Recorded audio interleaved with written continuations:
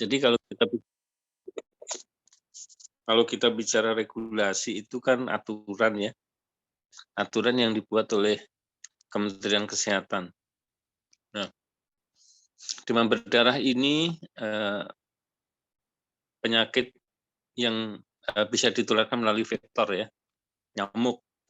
Nah, di Kementerian Kesehatan ini yang menginisiasi atau yang Direktorat Jenderal yang menangani penyakit-penyakit yang berhubungan dengan penularan vektor itu adanya di Direktorat Jenderal P2P atau Pencegahan dan Penanggulangan Penyakit. Nah, di situ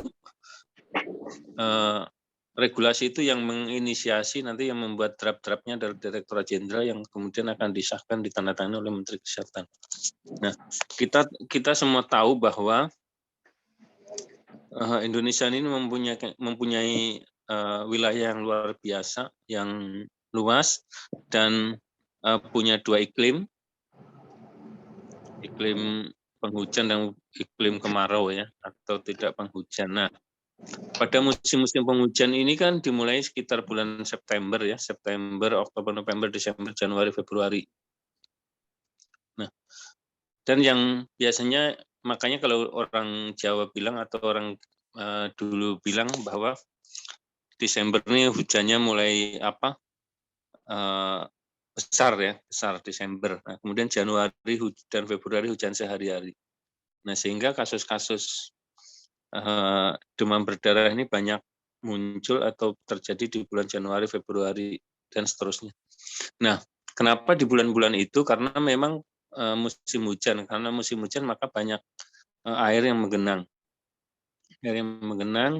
Dan tempat-tempat genangan yang airnya bersih ini menjadi tempat yang yang mendukung berkembang biaknya nyamuk yang menyebabkan demam berdarah. Nah, untuk itu memang bukan hanya dikarenakan ada hujan saja, tapi ada faktor lain, misalkan yang menggantung baju itu untuk peristirahatan, bukan berkembang biaknya, tapi untuk istirahat nyamuk atau tempat berteduhnya nyamuk di situ.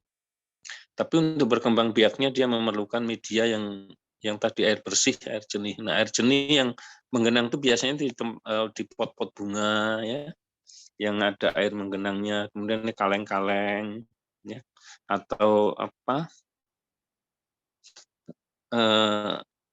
lubang-lubang yang memang menampung air. Kalau airnya itu mengalir, dia nggak berkembang biak di situ, tapi yang menggenang ya, menggenang dan bersih. Nah, untuk itu ada beberapa kebijakan yang mengatur itu terkait dengan pencegahannya bagaimana dan menjaga lingkungannya seperti apa. Nah, kemudian di pemerintah daerah itu kan punya otonomi ya, otonomi daerah. Nah, otonomi daerah itu di dalam daerah itu ada struktur organisasi yang menangani kesehatan, yaitu Dinas Kesehatan. Dinas Kesehatan itu ada di provinsi atau di kabupaten kota. Kemudian di Dinas Kesehatan kabupaten kota itu membawai beberapa fasilitas kesehatan. Ada RSUD, ada puskesmas, ya, ada RSUD dan ada puskesmas. Nah, ini menjadi bagian penting terkait dengan tadi pencegahan dan penanggulangan penyakit. Nah, Dinas Kesehatan itu sebagai institusi kesehatan ya, bukan fasilitas kesehatan, tapi institusi kesehatan yang sifatnya administratif dan koordinatif. Artinya apa? Mengkoordinasikan pencegahan dan penanggulangan penyakit di wilayahnya. Kalau di Dinas Kesehatan Kabupaten Kota ya di kotanya atau di kabupatennya. Di Dinas Provinsi juga seperti itu. Nah, fungsi-fungsi institusi-institusi kesehatan dan fungsi-fungsinya inilah nanti di dalamnya ada tenaga perawat dan sebagainya yang memang berperan penting di dalam implementasi atau pelaksanaan regulasi itu, termasuk di puskesmas. Puskesmas. Nah, keberhasilan pencegahan dan penanggulangan demam berdarah ini juga sangat ditentukan oleh tadi efektivitas dari dinas kesehatan, ya, puskesmas, RSUD, dan juga karena keterbatasan pemerintah dan untuk meningkatkan kemandirian masyarakat, maka peran masyarakat itu juga penting di dalam pencegahan dan penanggulangan penyakit. Misalkan pencegahan itu bagaimana masyarakat berperan aktif di dalam tadi mencegah terjadinya air menggenang atau mencegah terjadinya tempat-tempat berkembang biaknya penyakit. Nah, dari pihak swasta sebagai apa? Sebagai anggota masyarakat yang terlibat juga berperan aktif, ya. Kalau dia punya rumah sakit, maka rumah sakit itu juga harus melakukan penanganan kalau ada pasien-pasien DAF. Nah, untuk seluruh kegiatan-kegiatan maka perlu diatur, ya, perlu diatur. Diaturnya dengan apa tadi? Dengan regulasi. Bagaimana sih pencegahannya? Peran dinasnya apa? Peran puskesmasnya apa? Peran rumah sakitnya apa? Peran masyarakatnya seperti apa? Dan sebagainya. Nah, dengan regulasi itulah makanya harapan pemerintah pencegahan dan penanggulangan penyakit demam berdarah ini bisa berjalan dengan baik, karena ini biasanya kasusnya berulang, maka perlu dilakukan regulasi yang menjadi dasar hukum bagi setiap stakeholder yang berperan aktif di dalam penanggulangan dan pencegahan penyakit. Nah, adik-adik itulah pengantarnya dari saya, nanti di dalam diskusi kita perdalam, pertajam, termasuk di dalamnya nanti bagaimana sih masyarakat mengenali itu demam berdarah, bagaimana sih puskesmas kalau ada kasus di masyarakat perannya apa, perangkat masyarakatnya apa, misalnya RT harus melaporkan ke puskesmas atau dan sebagainya, itu nanti kita diskusikan. Tapi yang jelas bahwa regulasi ini mengatur bagaimana peran-peran masing-masing stakeholder terkait dengan pencegahan maupun penanggulangan demam berdarah. Oke, itu pengantarnya. Sekiranya saya serahkan kepada moderator untuk mengatur jalannya presentasi. Silakan. Ya, terima kasih.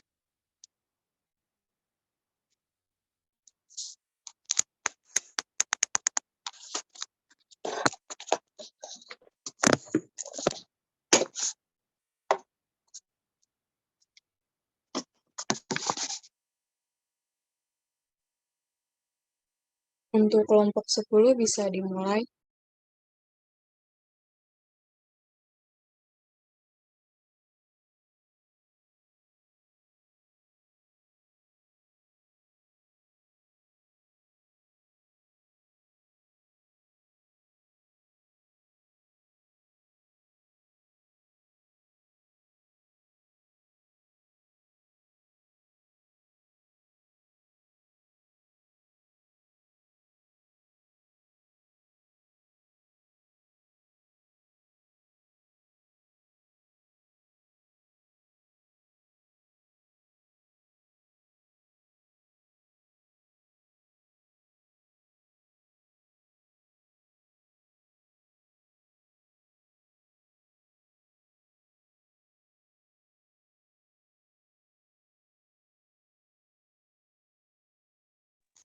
Ayo, mari silakan dimulai.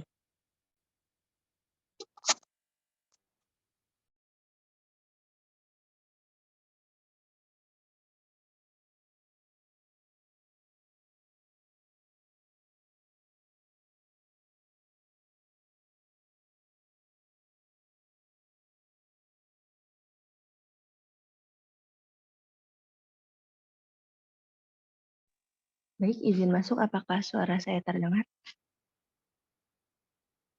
Terdengar, Winda. Baik, terima kasih. Assalamualaikum warahmatullahi wabarakatuh. Salam sejahtera bagi kita semua. Pada yang terhormat Bapak Agus Sri Sukoco, SKP MKes, selaku dosen mata kuliah Kebijakan Kesehatan pada hari ini. Sebelum mulai presentasi ini, perkenalkan nama saya Winda Anggraini, selaku moderator yang akan menjadi moderator jalannya presentasi pada pagi ini. Yang akan dipresentasikan mengenai, mohon maaf, boleh di slide sebelumnya. Program pemerintah dalam pencegahan dan pengendalian penyakit tular vektor dan zoonotik, yaitu demam berdarah, DIMU atau DBD. Adapun nama kelompok yaitu Vanessa Amalia, Winnie Sarwatul, Winda Anggraini, dan Yasmin Fahira. Untuk kelompok boleh dimulai presentasinya.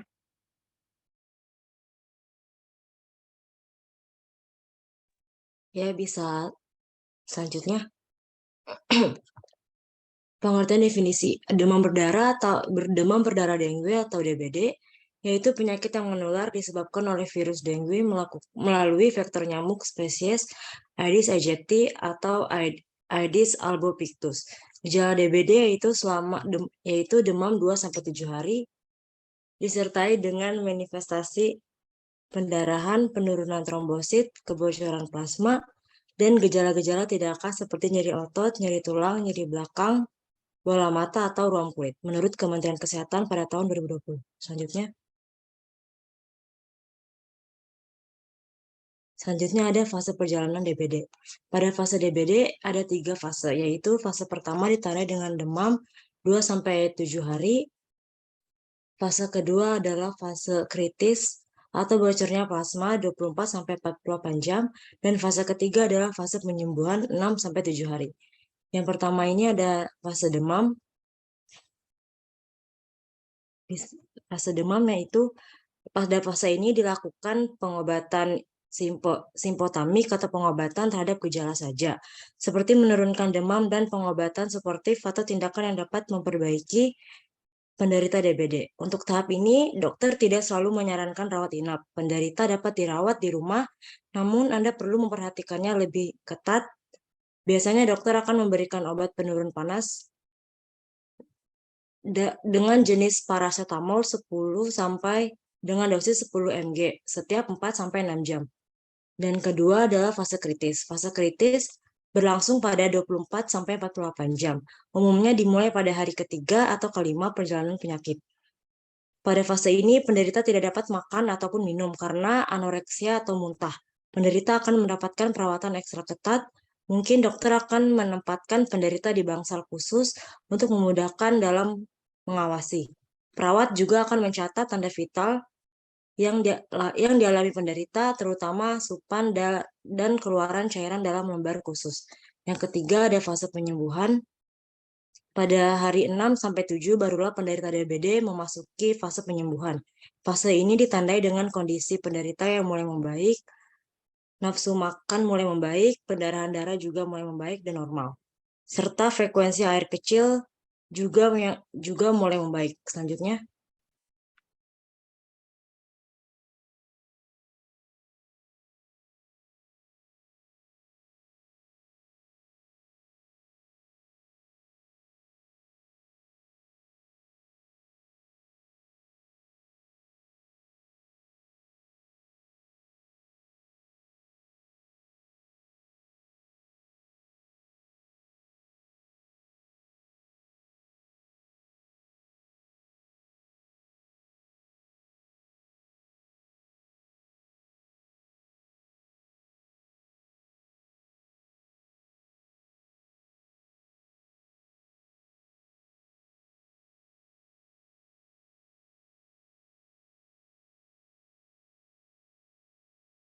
Selanjutnya ada cara-cara untuk mencegah DBD. Yang pertama itu, DBD itu adalah penyakit menular yang ditandai dengan panas atau demam disertai pendarahan yang disebabkan oleh virus dengue dan ditularkan melalui gigitan nyamuk Aedes aegypti yang hidup di dalam dan di sekitar rumah.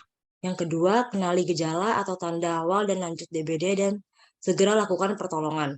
Nah, yang ketiga, ketahui siklus nyamuk Aedes aegypti. Yang keempat, ketahui cara berkembang biak nyamuk Aedes aegypti. Yang kelima, cegah penularan DBD dengan memutus rantai penularan DBD. Yang keenam, membentuk jumantik atau juru pemantau jentik terbukti berhasil menurunkan jumlah kasus DBD. Selanjutnya,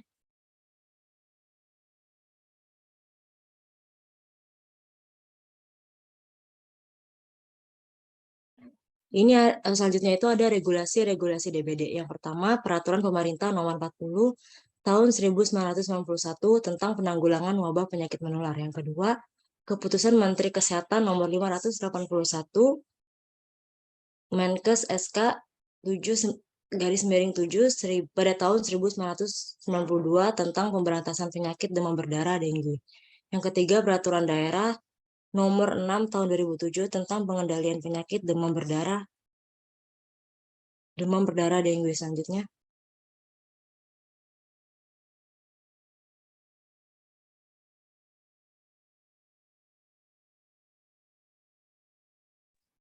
Selanjutnya ada arah kebijakan pemerintah, arah kebijakan dan strategi kegiatan Direktorat Pencegahan dan Pengendalian Penyakit Luar Sektor dan Zoonotik mendukung kebijakan dan strategi Ditjen P2P dan Kementerian Kesehatan sehingga ditetapkan arah kebijakan dan strategi Direktorat Pencegahan dan Pengendalian Penyakit Luar Sektor dan Zoonotik.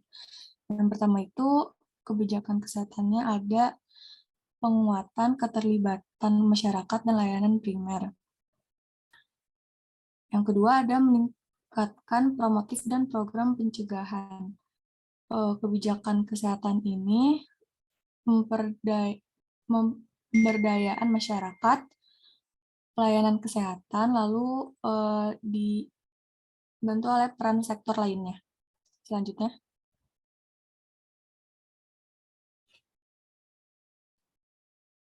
Strateginya itu yang terpenting dalam penanggulangan DBD adalah memperdayaan masyarakat dan diarahkan pada pemberantasan sarang nyamuk PSN dengan 3M+ itu. Yang pertama ada menguras bak penampungan air, yang kedua menutup wadah air dan mendaur ulang barang-barang yang tak digunakan lagi agar tidak menjadi tempat genangan air. Plus mencegah gigitan dengan penggunaan repelen, memberantas jentik nyamuk dengan larvasida. Lalu penguatan sistem surveillance untuk deteksi dini, pencegahan dan pengendalian kasus serta KLB DBD. Lalu yang ketiga ada penguatan diagnostik dan penata laksanaan penderita secara adekuat di fasilitas pelayanan kesehatan untuk mencegah kematian dan pengembangan pemanfaatan vaksin dan teknologi tepat guna lainnya dalam upaya pencegahan dan pengendalian DBD. Selanjutnya.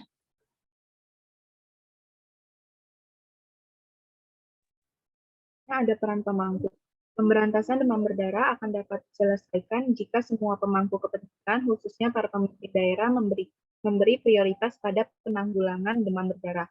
Menkes menekankan, inti dari pemberantasan demam berdarah adalah pemberantasan sarang nyamuk, pengendalian vektor, pemakaian kelambu berinsektisida, kemudian upaya vaksinasi yang membutuhkan teknologi dan mungkin masih membutuhkan waktu 4-5 tahun lagi. Salah satu yang akan dicapai MDGS adalah pengendalian penyakit menular seperti penyakit menular yang berpotensi wabah. Jika demam berdarah tidak ditanggulangi secara serius, akan berdampak terhadap tingginya angka kesakitan, terjadinya kejadian luar biasa atau KLB dengan kerugian ekonomi yang besar.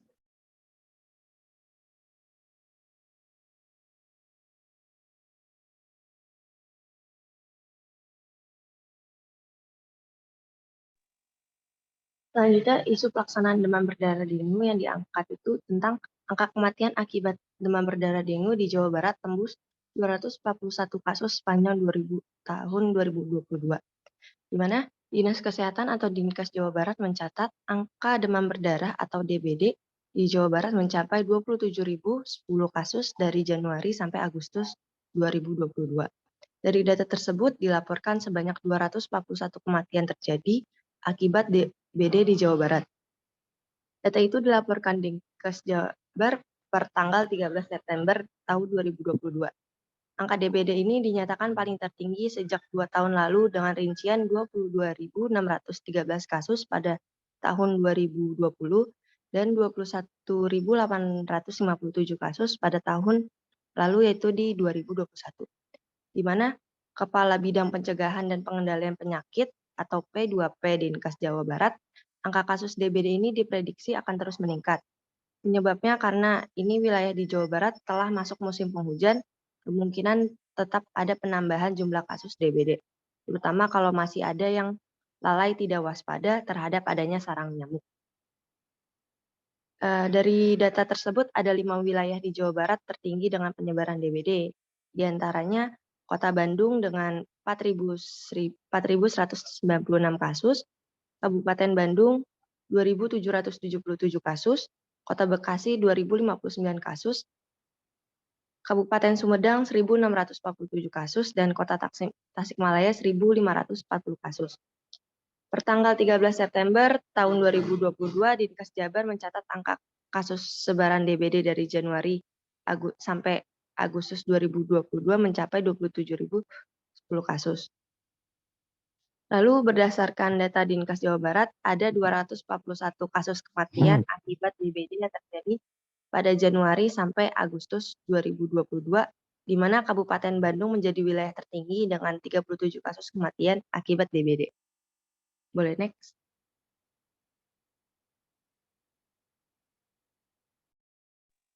Selanjutnya terdapat peran perawat. Yang pertama, perawat melakukan pergerakan dalam lingkungan masyarakat agar tetap menjaga kebersihan, salah satunya memeriksa di setiap sudut tempat apabila terdapat genangan air, dan tiap RT melakukan rutinitas fogging tiap bulannya. Yang kedua, perawat menjadi pemberi asuhan keperawatan, yaitu mencakup asuhan fisik, psikososial, perkembangan, budaya, dan spiritual. Dan sebagai pendidik, perawat memberikan informasi terkait pencegahan dan penanggulangan DBD. Boleh next.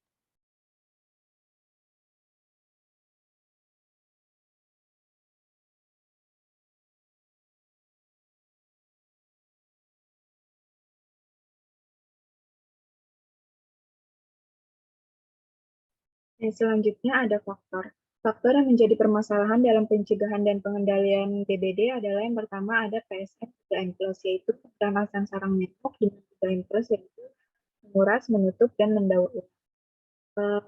Barang-barang yang tadi digunakan lagi agar tidak menjadi tempat genangan air, plus mencegah gigitan dengan penggunaan repelen. Pemberantas gigitan dengan pestisida melalui gerakan satu rumah satu cantik sebagai upaya pencegahan DBD dan yang diterapkan oleh Menko. Kedua, belum maksimalnya dukungan dan partisipasi lintas sektor terkait dalam pencegahan dan pengendalian DBD.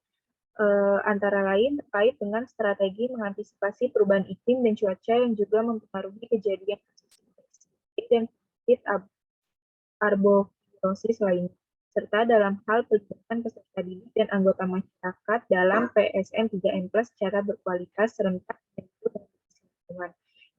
Ya, di masa pandemi COVID-19, ini perlu diwaspadai kemungkinan timbulnya kasus infeksi ganda antara COVID-19 dan infeksi DBD. Antara COVID-19 dan infeksi DBD atau penyakit arbovirosis lainnya, serta diperlukannya penyesuaian dan inovasi dalam pelaksanaan strategi infeksi DBD serta arbovirosis lainnya di masa pandemi dan adaptasi kebiasaan baru COVID-19.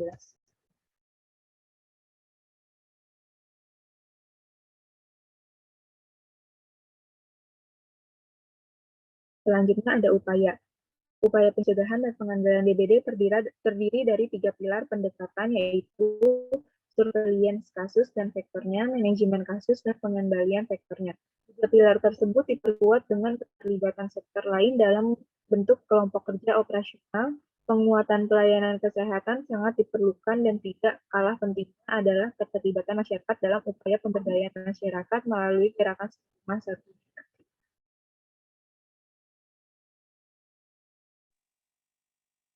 Baik, terima kasih kepada kelompok 10 telah memaparkan materinya.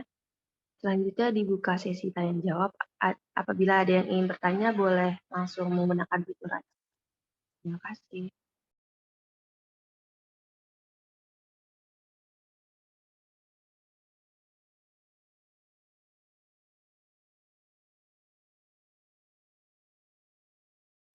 Baik, kepada Farda Damayanti, dipersilakan untuk on mic. Baik, terima kasih moderator. Izin bertanya, apakah pada tahun 2022 DBD menurun atau meningkat? Apa kinerja tambahan yang ditingkatkan oleh pemerintah setempat?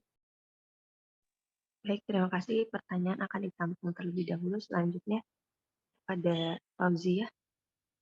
Dipersilakan. Ya, terima kasih pada moderator. Izin bertanya pada kelompok, apa yang wajib diperhatikan jika pasien DBD ini dirawat di rumah? Terima kasih. Baik, pertanyaan akan ditampung terlebih dahulu. Selanjutnya kepada Yeni Chandra. Baik, izin masuk, Mas. Saya Yani Sandra Tiaswati, perwakilan kelompok 11, izin bertanya kepada kelompok. Di dalam pembahasan materi kelompok itu mengenai DBD, apakah anak lebih berisiko terkena penyakit DBD? Terima kasih.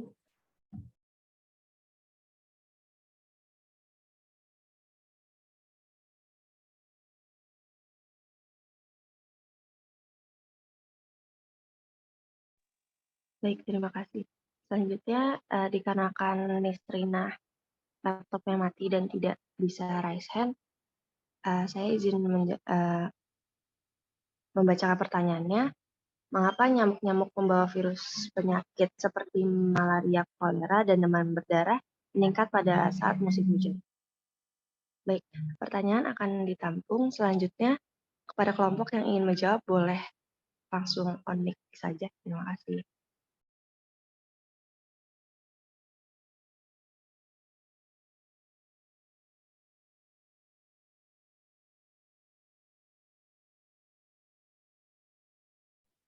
Izin masuk, moderator.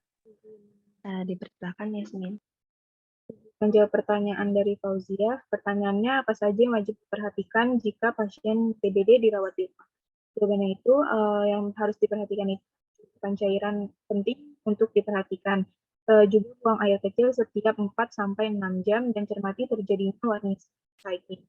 Walaupun dirawat di rumah, cek berkala ke laboratorium tetap harus dilakukan. Apakah sudah jelas? Iya, sudah cukup.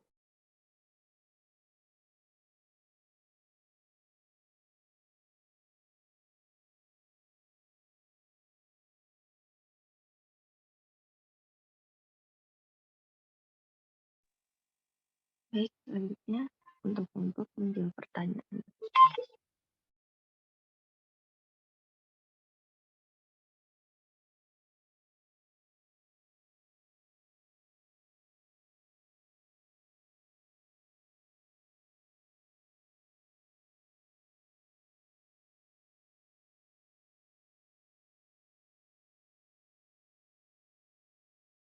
Izin masuk moderator. Silakan, Vanessa. Ya, izin menjawab pertanyaannya ya ini ya. Tadi pertanyaannya itu, apakah anak lebih beresiko terkena penyakit DBD?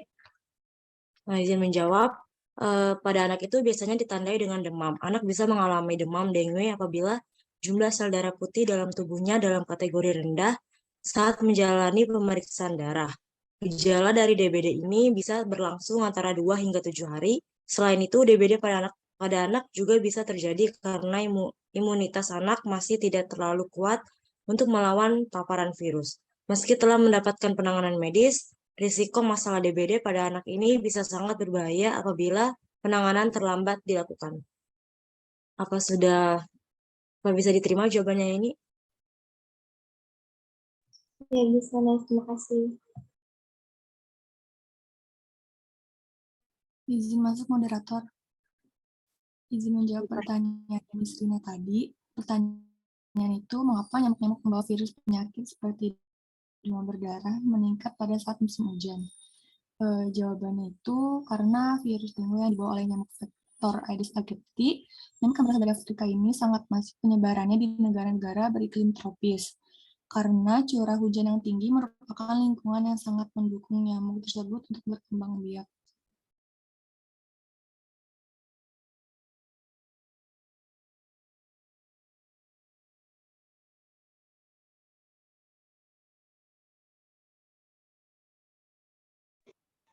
Baik, selanjutnya saya izin menjawab pertanyaan dari Farda, yaitu apakah pada tahun 2022 DBT menurun atau meningkat, dan apa kinerja tambahan yang ditingkatkan oleh pemerintah setempat. Dilansir dari Kemenkes bahwa penyakit DBD masih menjadi masalah kesehatan dan ancaman serius di sejumlah wilayah di Indonesia.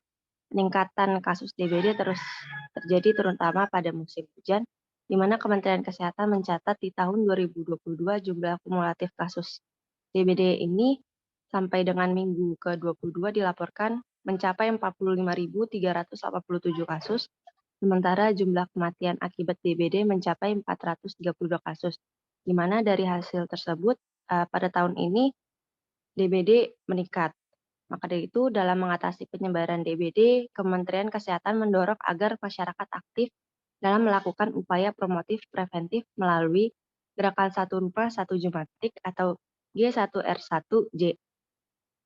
Nah, gerakan ini melibatkan peran aktif masyarakat, khususnya anggota keluarga, untuk melakukan pembersihan sarang nyamuk atau PSN dengan 3M+, seperti yang sudah dijelaskan sebelumnya. 3M ini dalam lingkungan rumah, tempat-tempat umum, dan tempat-tempat institusi untuk mencapai angka bebas jentik lebih dari 95%. Apakah sudah terjawab, Farda? Sudah terjawab, terima kasih.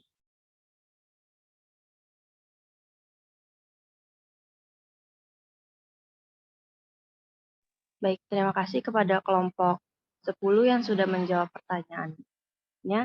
Demikian presentasi dari kelompok 2 Aners. Mohon maaf jika ada kata yang kurang dimengerti. Untuk selanjutnya saya serahkan kepada Bapak Agus. Terima kasih.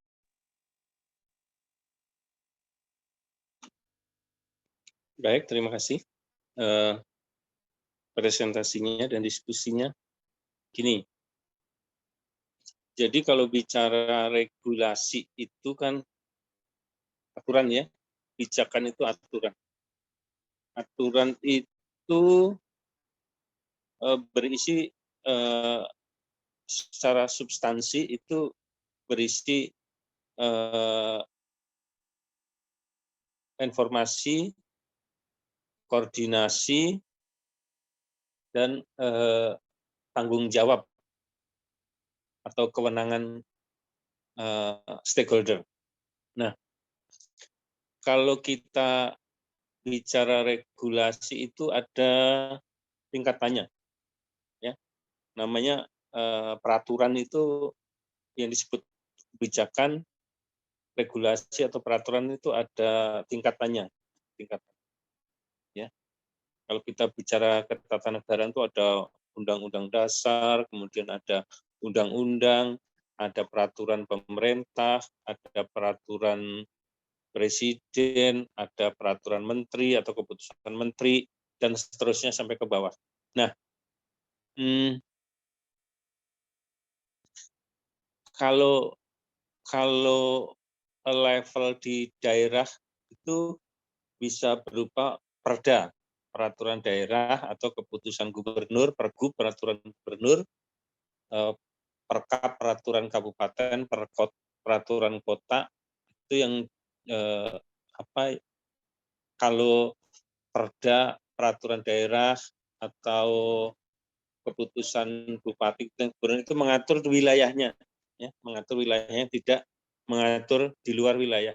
Misalkan pergub atau peraturan daerah DKI Jakarta mengenai P2B, pencegahan penanggulangan penyakit DHF, berarti mengatur bagaimana pencegahan dan penanggulangan demam berdarah di DKI Jakarta. Dia tidak mengatur di luar itu. Itu harus diingat ya. Jadi peraturan itu ada levelnya. Nah, kalau kementerian itu bisa mengatur seluruh stakeholder. Karena memang misalkan Menteri Kesehatan, Kementerian Kesehatan itu bertanggung jawab terhadap kesehatan, terhadap program-program kesehatan yang ada di Indonesia. Nah, jadi levelnya itu di atas pergub, peraturan gubernur, peraturan menteri itu levelnya di atas pergub. Nah, biasanya peraturan gubernur itu supaya sinkron, selaras, dia mengacu ke peraturan yang lebih tinggi. Jadi kalau kita bicara peraturan itu harus mengacu ke peraturan yang lebih tinggi. Misalkan Menteri Kesehatan ingin mengeluarkan peraturan mengenai penanggulangan penyakit menular. Dia pasti di dalam dasar hukumnya itu dia mengacu mungkin keputusan presiden atau peraturan pemerintah atau undang-undang atau undang-undang dasar dan seterusnya. Ya. Nah itu harus sebagai dasar untuk mengatur sebuah, nggak mungkin peraturan menteri itu ya mengacu kepada peraturan daerah karena levelnya di bawahnya. Sehingga kalau kita bicara perda, peraturan daerah itu hanya mengatur di wilayahnya. Nah, di dasar hukumnya nanti, landasan hukumnya itu, levelnya paling bawahnya itu mengacu kepada peraturan Menteri Kesehatan atau keputusan Menteri Kesehatan. Begitu levelnya. Nah, jadi, nanti peraturan yang di atasnya itu akan diterjemahkan, dideskripsikan, dirinci ke dalam peraturan di bawahnya, dan seterusnya. Nah, misalkan begini, peraturan Menteri Kesehatan mengatur tentang pencegahan ini, kemudian di situ pasti ada peran dinas kesehatan. Ngapain aja di situ peran dinas kesehatan di tingkat apa, di tingkat gubernur apa, provinsi apa, di tingkat kabupaten kota apa. Nah, nanti peraturan perdanya, peraturan daerah atau peraturan gubernurnya itu nanti merinci, mendeskripsikan terkait dengan aturan di atasnya. Menteri Kesehatan mengatur ini, maka ditetapkan di tingkat provinsi, berlaku di provinsi itu. Ya, terus saja sampai ke bawah. Nah, demikian juga ketika kita bicara soal rumah sakit, bagaimana penanggulangan dan pencegahan rumah sakit, nanti di dalam masing-masing pimpinan rumah sakit juga membuat kebijakan terkait dengan penanganan pasien demam berdarah. SOP-nya seperti apa. Nah, di dalam keputusan kepala rumah sakit itu nanti pasti mengacu ke peraturan apa? Peraturan daerah perdanya. Mungkin peraturan bupati kota atau keputusan wali kota, keputusan bupati, gubernur dan seterusnya sampai Menteri Kesehatan dan seterusnya. Nah, itu level-level itu menjadi dasar ketika pimpinan institusi atau pimpinan daerah membuat regulasi, yang membuat regulasi. Yang tadi rumah sakit bagaimana membuat membuat kebijakan terkait dengan penanggulangan penyakit DAF, maka membuat SOP-nya seperti apa kalau ada pasien DAF itu masuk IGD diapain ya, diperiksa apa dan seterusnya ya. Misalkan di dalamnya misalkan yang dirawat itu level berapa, misalkan grade berapa dengan gejala apa, misalkan dehidrasi, berat sekian persen dan seterusnya, itu nanti pasien apa. Nah, itu diatur di rumah sakit. Nah, SOP rumah sakit ini, ya SOP rumah sakit ini mengatur di dalam rumah sakit saja, tidak mengatur di luar rumah sakit. Jadi dia berlaku di rumah sakit saja. Nah, tentu saja regulasi itu akan mempertimbangkan aspek ketersediaan sumber daya di lingkungannya. Nah, kemudian substansi dari misalkan di rumah sakit tadi, bagaimana penanggulangan pasien ketika dirawat, itu pasti nanti ketika membuat regulasi itu akan melibatkan kolegium. Kolegiumnya apa? Nah, kalau misalkan kalau di dalam disiplin ilmu kedokterannya dia masuk ke penyakit dalam atau penyakit apa gitu ya, penyakit dalam atau penyakit anak dan seterusnya, itu akan mewarnai kebijakan itu. Termasuk ketika Menteri Kesehatan membuat peraturan Menteri Kesehatan terkait dengan penanggulangan, dia pasti akan melibatkan dinas kesehatan. Dinas Kesehatan provinsi, kabupaten, kemudian akan melibatkan Direktorat Jenderal Pelayanan Kesehatan yang membawahi rumah sakit, akan melibatkan asosiasi rumah sakit, ya, seluruh Indonesia dan seterusnya. Sehingga kebijakan yang atau regulasi yang dikeluarkan itu merupakan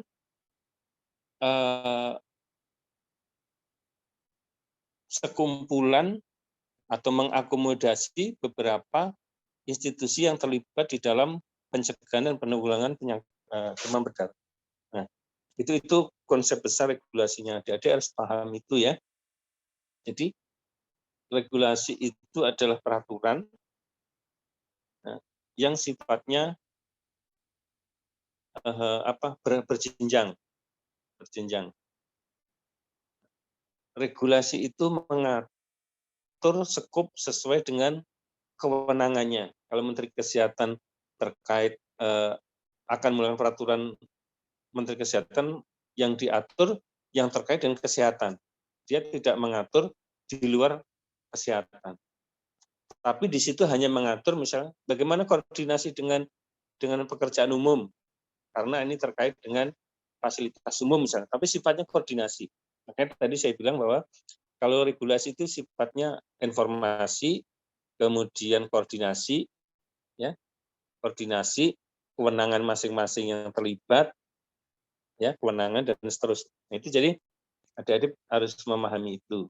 Nah, secara teknis, bagaimana penyakit DAF nanti bukan regulasi di tingkat menteri, tapi nanti itu masuk substansi yang terkait dengan keilmuan penyakit DAF. Ilmu penyakit DAF itu nanti kolegium yang banyak berperan ya, kolegium PPNI, organisasi profesi ya yang terlibat. Itu yang harus dicermati adik-adik sekalian. Nah, perawat sebagai salah satu subsistem di dalam sistem tenaga kesehatan itu bagian dari sistem yang lebih besar, yaitu sistem pelayanan kesehatan. Nah, perawat sebagai subsistem dari sistem tenaga kesehatan, maka punya peran di dalam pencegahan dan penanggulangan penyakit demam berdarah.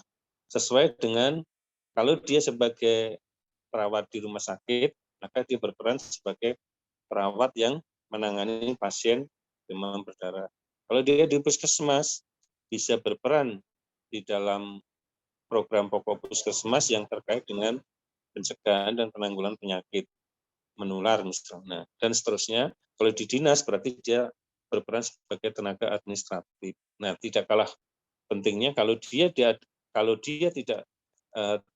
sedang tugas, maka dia masuk di dalam sistem masyarakat, anggota masyarakat, berperan sebagai masyarakat.